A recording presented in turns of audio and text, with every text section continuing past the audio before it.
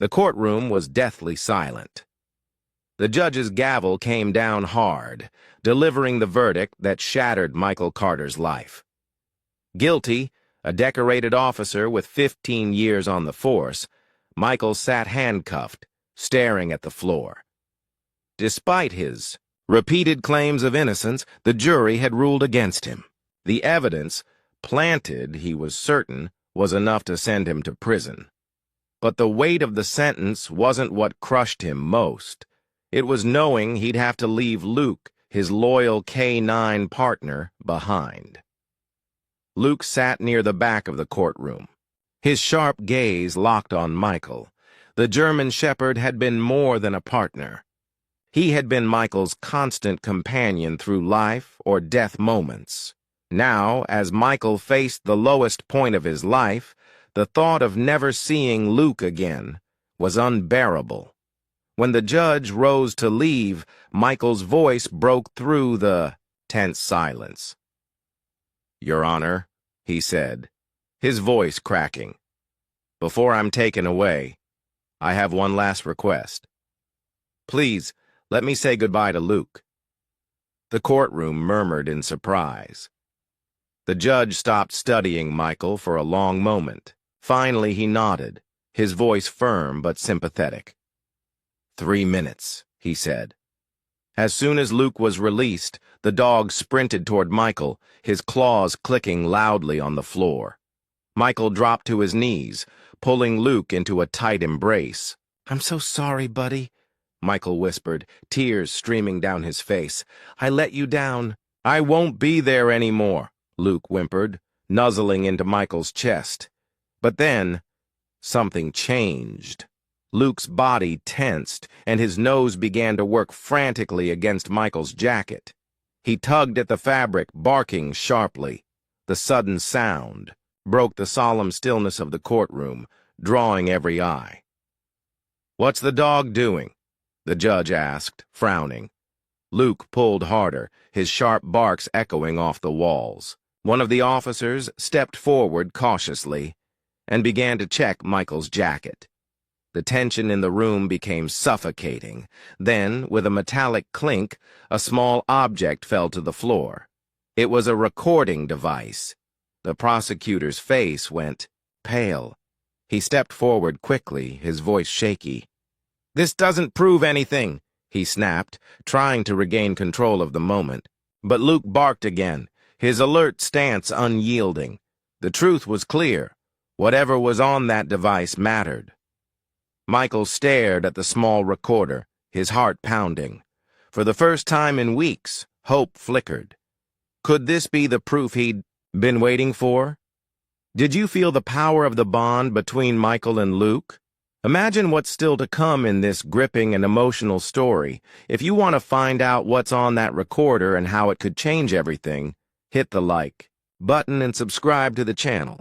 The next thrilling moment is just getting started. The courtroom was frozen in stunned silence. The small recording device lay in the center of the floor, its metallic casing glinting under the harsh fluorescent lights. Luke remained rigid beside. Michael, his piercing barks cutting through the room as if demanding someone pay attention. Every set of eyes turned to the object, and the air became thick with tension. "Pick it up," the judge ordered, his voice low but firm. The officer closest to the device hesitated for a moment before bending down and scooping it into his hand. He held it up for all to see, confusion etched across his face. "What is this?" the judge asked sharply, directing his gaze toward the prosecutor, who was already beginning to sweat. The prosecutor cleared his throat, his face pale. "Your Honor, this is irrelevant. It's not part of the evidence submitted during the trial," he stammered. "Clearly it's been tampered with." "Tampered with?" the judge interrupted, his eyebrows knitting together. In a courtroom, during sentencing, his voice carried a razor-sharp edge now, and the prosecutor visibly flinched. "Officer, activate the device." The officer fumbled with the small recorder, his fingers trembling as he pressed the play button. A static-filled crackle filled the room, followed by muffled voices. Everyone leaned forward, straining to listen, and then the words hit like a bombshell. "Just plant the evidence," a gruff voice said. "Clear as day. No one's gonna question it. Carter's clean record makes him the perfect scapegoat. Get it done." Gasps erupted across the room. Michael's heart stopped, then began pounding furiously. He knew that voice. It belonged to someone he had trusted, his former supervisor, Captain Ray Harding. "That's enough," the prosecutor blurted, rushing toward the officer holding the recorder. But the judge slammed his gavel down. "Sit down," he barked, his tone so commanding that prosecutor froze mid-step. Michael couldn't believe what he was hearing. The damning recording revealed everything, how the evidence had been planted, how he had been framed. Luke, still sitting calmly at Michael's side, let out a single low growl, as if echoing his partner's silent fury. The judge leaned back in his chair, his expression dark. "This trial is not over," he said firmly, addressing the room. "Bailiffs, escort the defendant back to holding. Officers, secure that device as new evidence. We're reopening this case." For the first time in weeks, Michael felt a spark of hope. As he was led away, Luke watched him go, his intelligent eyes filled with unshakable loyalty. Michael turned back for one last look at his partner, silently promising himself and Luke that he wouldn't let this injustice stand. Back in the cold holding cell, Michael sat on the hard bench, staring at the blank concrete wall. His mind raced with everything that had just happened. Luke's sharp instincts had uncovered what no one else had, proof of a setup. That recording was his lifeline, but the revelation wasn't just a relief, it was a betrayal. Captain Ray Harding, the man who had mentored him for years, was behind it. Michael clenched his fists, his jaw tightening. How deep did this go? Meanwhile, in the judge's chambers, tension ran high. The judge sat at his desk, replaying the recording on a secure device. The voices were unmistakable. Captain Harding's commanding tone, paired with another voice Michael didn't recognize, revealed a calculated conspiracy. The judge's eyes narrowed. He pressed a button on his intercom. "Summon Captain Harding to my office immediately," he said curtly. Outside the courtroom, Harding had been waiting to ensure Michael's sentencing went smoothly, at least for his plan.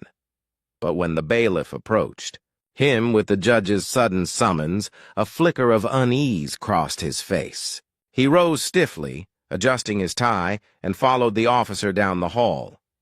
Inside the chambers, the judge's expression was unreadable as Harding entered.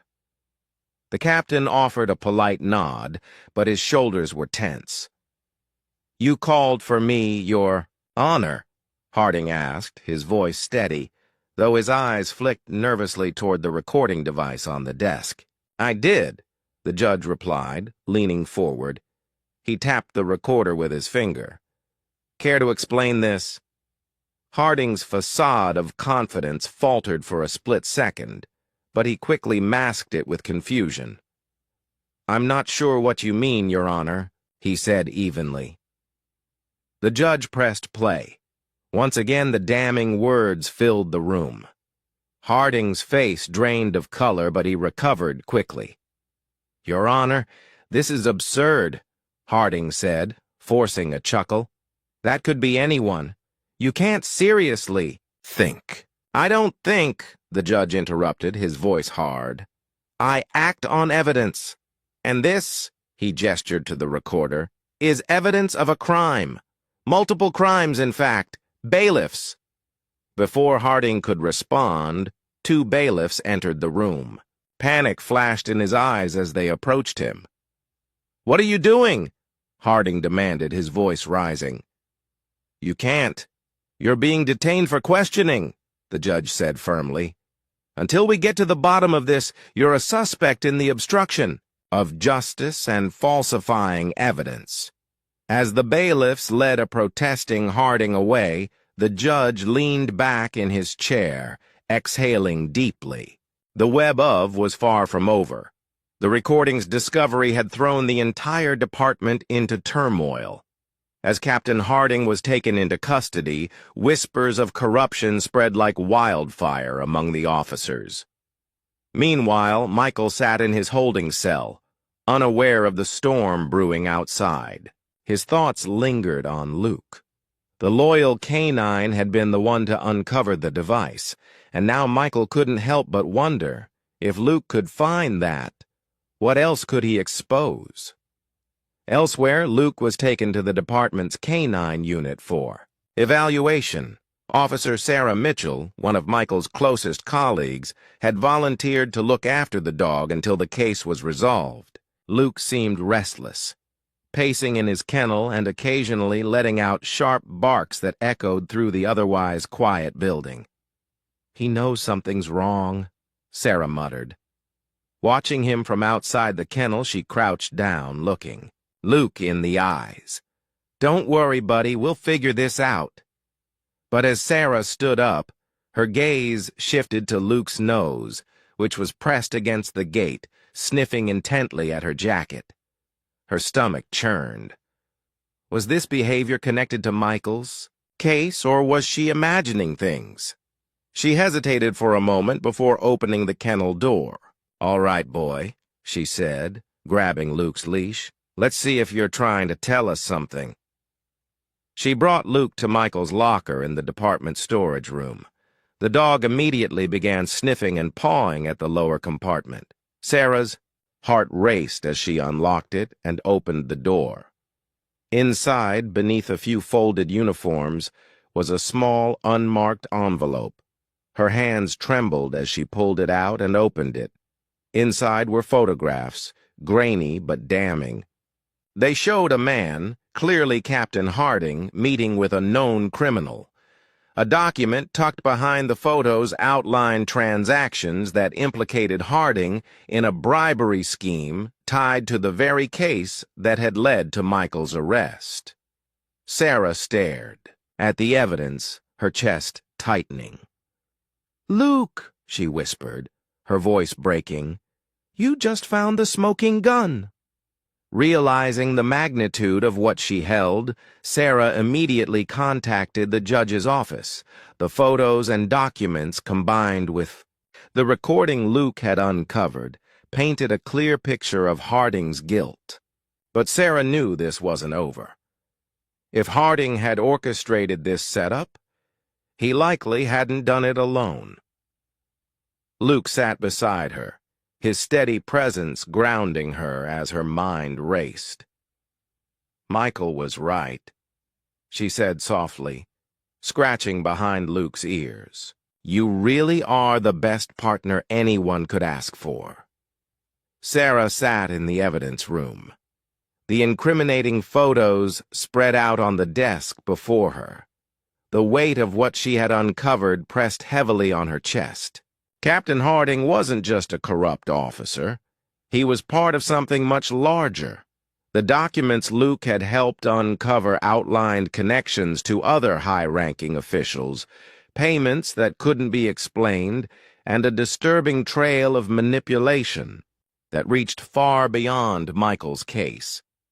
She glanced down at Luke, who sat alert beside her. His piercing eyes seemed to sense her unease. "This isn't just about Michael," she muttered, her voice barely audible. "This goes way deeper." Realizing the severity of the situation, Sarah called the judge directly.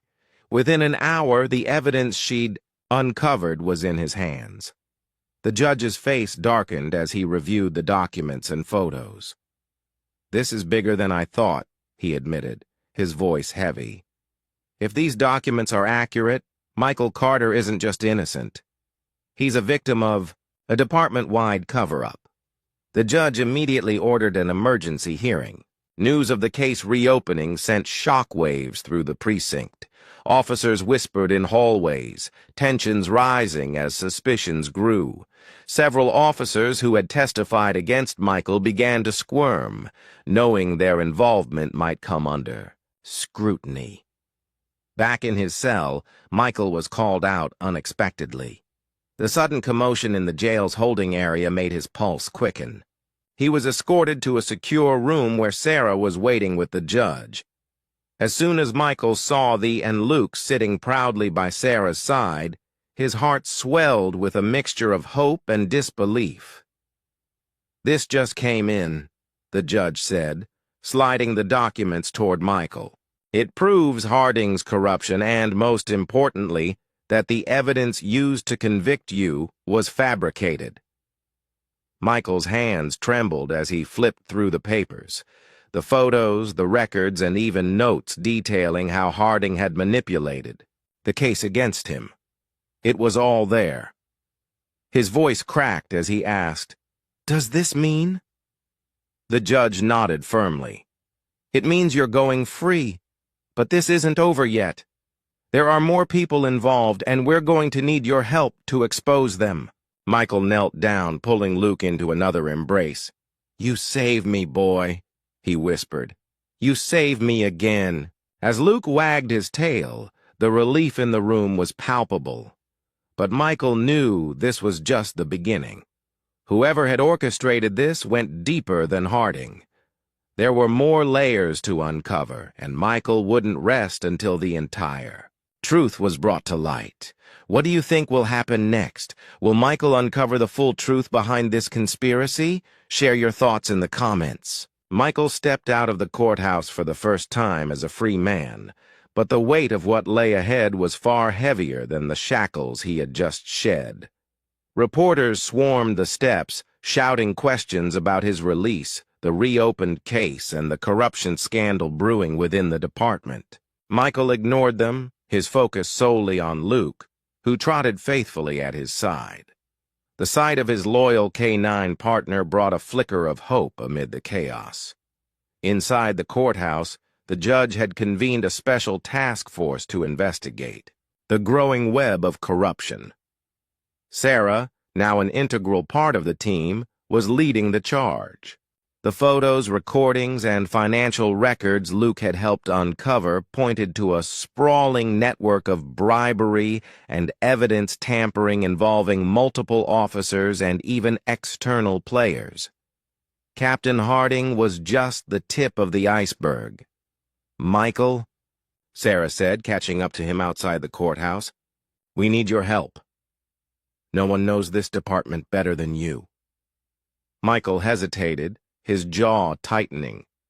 He had spent his entire career trusting the badge, believing in the integrity of the system. Now that trust was shattered. But as he looked down at Luke, the dog's calm, determined eyes reminded him of why he had joined the force in the first place. "I'm in," he finally said, "but I'm not doing this for the department. I'm doing it for the truth, and for every officer who's still fighting for what's right." The investigation began in earnest. Sarah and Michael worked tirelessly, piecing together timelines, cross-referencing cases, and interviewing officers who had worked closely with Harding. Some were willing to cooperate, but others stonewalled, their silence raising more suspicions. Luke played a surprising role, sniffing out hidden files and leading them to overlooked evidence during searches of Harding's office and locker. One night, while sifting through a pile of old case files, Sarah discovered a list of names, officers, local politicians, and known criminals linked to suspicious payments and unsolved crimes. The deeper they dug, the more dangerous the trail became. It was clear that this wasn't just about Michael's case. It was about an entire network of people who had used their power to cover up crimes and destroy anyone who stood in their way. "Michael," Sarah said, her voice heavy with concern, "if we push this any further, we're going to make enemies, dangerous ones." Michael looked up from the file he was studying. "We've already made them," he said, "but I'm not stopping, not until the whole truth comes out." Luke let out a soft bark as if in agreement. Michael reached down to scratch the dog behind the ears, his resolve hardening. They weren't just fighting for justice anymore. They were fighting for everyone who had been silenced, betrayed, or framed. The task force was working around the clock. Boxes of evidence filled every available desk in the small conference room that had become the investigation's headquarters. Michael, now officially cleared of all charges, had thrown himself into the work. The deeper they dug, the more twisted the web of corruption became. Bank statements, falsified police reports, and intercepted communications pointed to a massive conspiracy that extended far beyond Captain Harding. Sarah placed a thick folder in front of Michael, her expression grim. "We've identified at least 6 other officers who were in on this," she said. "Some of them are high-ranking, and it gets worse. There's evidence tying them to organized crime." Michael leaned back in his chair, his mind racing. These weren't just officers breaking the rules for personal gain. This was an orchestrated operation, blending corruption within the department with criminal enterprises outside of it. "If this is as big as it looks, we can't handle this alone," he said. "We need to take this federal." But Sarah shook her head. "Not yet. We're still missing key pieces. If we take this to the FBI now and they leak it." Michael frowned. "What is it, boy?" he asked, following Luke. Luke led Michael to the far side of the conference room, where a stack of old case files sat in disarray. Sarah followed, watching as Luke began to paw at one particular box. Michael opened it, his heart pounding. Inside were files from a case closed 5 years ago, a drug bust that had supposedly resulted in a clean sweep of arrests. But as Michael flipped through the documents, he noticed glaring inconsistencies. Names had been erased, and some sections of the reports were blacked out. "This doesn't make sense," Michael muttered. "These aren't standard redactions. Someone doctored these files." Sarah leaned over his shoulder. "And look at this," she said, pointing to a handwritten note at the bottom of one report. It was a signature Captain Harding's. The drug bust had been the perfect cover, but the evidence in the box suggested that the operation had been a smokescreen to eliminate rivals in the drug trade while shielding certain criminals who were paying off the department. Michael clenched his fists. They were playing both sides, he said, anger lacing his voice, and they ruined good officers' lives to do it. As they continued sifting through the files, Michael's phone buzzed. It was a text from an anonymous number. "You're digging too deep. Stop or you'll regret it." He stared at the screen for a long moment before showing Sarah. She looked up at him, her face pale but determined. "They're scared," she said. "That means we're getting close." Michael glanced at Luke, who sat calmly by his side, as if ready for whatever came next. "Let them come," he said. "We're not stopping now." Michael stared at the text on his phone. "You're digging too deep. Stop or you'll regret it." The message sent a chill through him. It wasn't just a vague warning. It was a direct threat. He showed it to Sarah, who leaned over the desk, her expression grim. "This isn't random," she said quietly. "They know exactly what we're working on. They've been watching us." Her words hung heavy in the air, the weight of their situation settling in. As the rest of the team left for the night, Michael and Sarah stayed behind, determined to uncover the missing piece of the puzzle. Luke lay by Michael's feet, his ears occasionally twitching as he rested. "We're close, but we're still missing the key," Sarah said, sifting through the files. She pointed to a document Michael hadn't noticed before. "Look at this. Every major bribe and erased report ties back to one name, RK. They're the one pulling the strings." Michael's eyes narrowed as he stared at the initials. "RK," he muttered. They've stayed hidden this long. But if we find them, this whole operation crumbles. Suddenly, Luke stood up, his body tense. His ears flicked forward, and he let out a low growl. Michael looked down at him, alarmed. "What is it, boy?" he asked. But before Sarah could answer, the lights in the conference room flickered and then went out completely. The room was plunged into darkness. Sarah froze, her hand instinctively reaching for her weapon. "That's not a power outage," she said, her voice low and steady. The sound of breaking glass shattered the silence, followed by the unmistakable thud of footsteps outside the door. Michael's heart raced as adrenaline surged through his veins. He motioned for Sarah to take cover. "We're not alone," he whispered. Luke crouched low, his growl deepening, his sharp eyes fixed on the doorway. Whoever had sent the text wasn't bluffing. They had come to stop the investigation. The footsteps grew louder, inching closer. Michael gripped his weapon tightly, his mind racing through the possibilities. "Stay close, Luke," he whispered. Sarah locked eyes with him, her expression resolute. "Whatever happens," she said, "we don't let them win." As the door creaked open, Luke leapt forward, his instincts sharp and ready. Michael steadied his aim, prepared for whatever was about to come through that door. They were under attack, and the fight to expose the truth had just turned deadly. The door burst open and chaos erupted in an instant. A shadowed figure stepped into the room, their weapon drawn. Before they could react, Luke lunged with incredible speed, clamping his jaws onto the intruder's arm.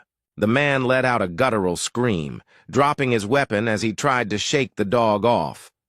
Michael didn't hesitate. He swept the gun away with his foot and trained his own weapon on the second figure now rushing through the doorway. "Don't move," Michael shouted, his voice cutting through the chaos. The second intruder froze, their hands raised, but the tension in their stance told him they were waiting for an opportunity to strike. Behind him, Sarah had taken cover and was calling for backup on her radio, her voice steady but urgent.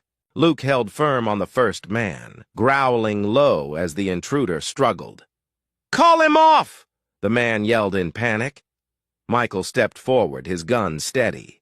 "Call them off first!" he shot back, motioning toward the others outside. He could hear more, footsteps echoing in the hall, heavy and deliberate. Whoever these people were, they hadn't come to negotiate. The man didn't respond, but before Michael could press further, another deafening sound filled the air, tear gas canisters being thrown into the room. Thick, acrid smoke began to fill the space, stinging their eyes and throats. "We're out of time," Sarah yelled, grabbing the files they'd been working on. "We need to move." Michael whistled sharply, and Luke immediately released his grip on the man's arm, retreating back to Michael's side. The team moved quickly, ducking low to avoid the gas as they pushed toward the emergency exit at the back of the room. Gunfire erupted behind them, bullets pinging off walls and furniture. Michael could feel his pulse pounding in his ears as he covered Sarah and Luke, firing back to slow their pursuers. Bursting through the exit, they found themselves in the dark alley behind the building. Sarah clutched the files to her chest, gasping for air. "We can't go back to the precinct," she said between breaths. "They've compromised everything. They'll be waiting for us." Michael nodded, his mind racing. Whoever RK was, they were playing for keeps. But as he looked down at Luke, who stood at his side, panting but unshaken, Michael felt a surge of resolve. "Then we finish this on our terms," he said. "We're not running anymore." The safe house was eerily quiet. Michael, Sarah, and Luke had retreated there after narrowly escaping the attack at the precinct. The small cabin, hidden deep in the woods, was their last refuge. Spread across the wooden table in front of them were the files Sarah had managed to save. They contained everything. They needed to expose the network. Transaction records, names, and ties to RK, the shadowy figure who had orchestrated everything. Sarah flipped through the files, her fingers trembling slightly.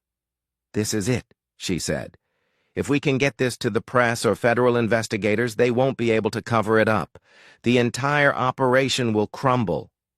Michael nodded, but his eyes stayed fixed on the window, scanning the tree line. He knew it wasn't over. Whoever had attacked them wouldn't stop until they were silenced. Suddenly, Luke's ears perked, and he let out a low growl, his body tensing. Michael froze, his hand instinctively reaching for his weapon. "They found us," he whispered. Sarah looked up, her face pale but determined. "How?" "We've been careful," Michael shook his head. "It doesn't matter. They're here." The first shot shattered the stillness, breaking through the cabin's window. Glass sprayed across the room as Michael shoved Sarah behind the table for cover. Luke barked furiously, standing his ground at Michael's side. More shots rang out, the attackers closing in. Whoever had sent the text wasn't bluffing. They had come to stop the investigation. The footsteps grew louder, inching closer. Michael gripped his weapon tightly, his mind racing through the possibilities. "Stay close, Luke," he whispered. Sarah locked eyes with him, her expression resolute. "Whatever happens," she said, "we don't let them win." As the door creaked open, Luke leapt forward, his instincts sharp and ready. Michael steadied his aim, prepared for whatever was about to come through that door. They were under attack, and the fight to expose the truth had just turned deadly. The door burst open and chaos erupted in an instant. A shadowed figure stepped into the room, their weapon drawn. Before they could react, Luke lunged with incredible speed, clamping his jaws onto the intruder's arm. The man let out a guttural scream, dropping his weapon as he tried to shake the dog off. Michael didn't hesitate. He swept the gun away with his foot and trained his own weapon on the second figure now rushing through the doorway. "Don't move," Michael shouted, his voice cutting through the chaos. The second intruder froze, their hands raised, but the tension in their stance told him they were waiting for an opportunity to strike. Behind him, Sarah had taken cover and was calling for backup on her radio, her voice steady but urgent. Luke held firm on the first man, growling low as the intruder struggled. "Call him off!" the man yelled in panic. Michael stepped forward, his gun steady. "Call them off first!" he shot back, motioning toward the others outside. He could hear more, footsteps echoing in the hall, heavy and deliberate. Whoever these people were, they hadn't come to negotiate. The man didn't respond, but before Michael could press further, another deafening sound filled the air, tear gas canisters being thrown into the room. Thick, acrid smoke began to fill the space, stinging their eyes and throats. "We're out of time," Sarah yelled, grabbing the files they'd been working on. "We need to move!" Michael whistled sharply, and Luke immediately released his grip on the man's arm, retreating back to Michael's side. The team moved quickly, ducking low to avoid the gas as they pushed toward the emergency exit at the back of the room. Gunfire erupted behind them, bullets pinging off walls and furniture. Michael could feel his pulse pounding in his ears as he covered Sarah and Luke, firing back to slow their pursuers. Bursting through the exit, they found themselves in the dark alley behind the building. Sarah clutched the files to her chest, gasping for air. "We can't go back to the precinct," she said between breaths. "They've compromised everything. They'll be waiting for us." Michael nodded, his mind racing. Whoever RK was, They were playing for keeps. But as he looked down at Luke, who stood at his side, panting but unshaken, Michael felt a surge of resolve. "Then we finish this on our terms," he said. "We're not running anymore." The safe house was eerily quiet. Michael, Sarah, and Luke had retreated there after narrowly escaping the attack at the precinct. The small cabin, hidden deep in the woods, was their last refuge. Spread across the wooden table in front of them were the files Sarah had managed to save. They contained everything. They needed to expose the network. Transaction records, names, and ties to RK, the shadowy figure who had orchestrated everything. Sarah flipped through the files, her fingers trembling slightly. "This is it," she said. "If we can get this to the press or federal investigators, they won't be able to cover it up. The entire operation will crumble." Michael nodded, but his eyes stayed fixed on the window, scanning the tree line. He knew it wasn't over. Whoever had attacked them wouldn't stop until they were silenced. Suddenly, Luke's ears perked, and he let out a low growl, his body tensing. Michael froze, his hand instinctively reaching for his weapon. "They found us," he whispered. Sarah looked up, her face pale but determined. "How?" "We've been careful," Michael shook his head. "It doesn't matter. They're here." The first shot shattered the stillness, breaking through the cabin's window. Glass sprayed across the room as Michael shoved Sarah behind the table for cover. Luke barked furiously, standing his ground at Michael's side. More shots rang out, the attackers closing in.